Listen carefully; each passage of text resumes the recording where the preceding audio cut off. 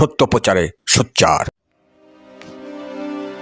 পাঁচবিবিতে Bagjana union আড়তদার সমিতির ত্রিবার্ষিক নির্বাচন অনুষ্ঠিত।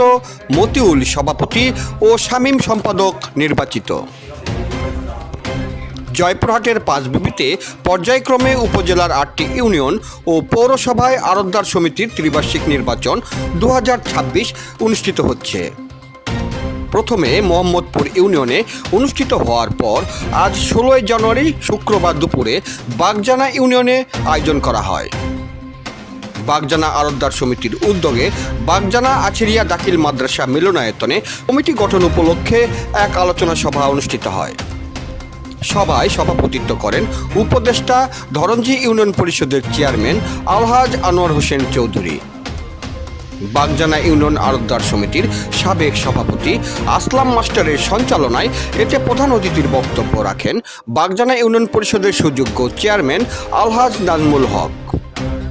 প্রধান বক্তা হিসেবে বক্তব্য রাখেন উপজেলা আড়তদার সমিতির সাবেক সভাপতি মোহাম্মদ আইনুল হক।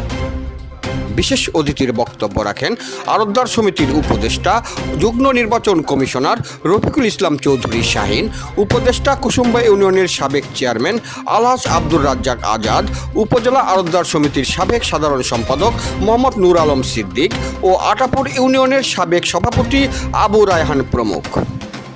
শেষে সর্বসম্মতিক্রমে মতিউল ইসলাম সুমনকে সভাপতি, শামীম হোসেন মণ্ডলকে সাধারণ সম্পাদক ও আব্দুর রাজ্জাক মণ্ডলকে সহ সাধারণ সম্পাদক করে 7 সদস্য বিশিষ্ট একটি পূর্ণাঙ্গ কমিটি ঘোষণা করেন উপজেলা আড়তদার সমিতির আহ্বায়ক বাবু সুনীল কুমার কুণ্ডু।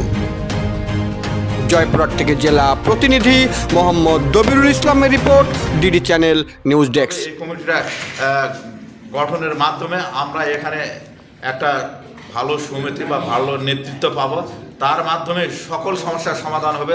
আমরা যেন একে অপরের পরিপূরক হিসাবে এগুলা কাজ করে যেন সেটা সমস্যার সমাধান করতে পারি।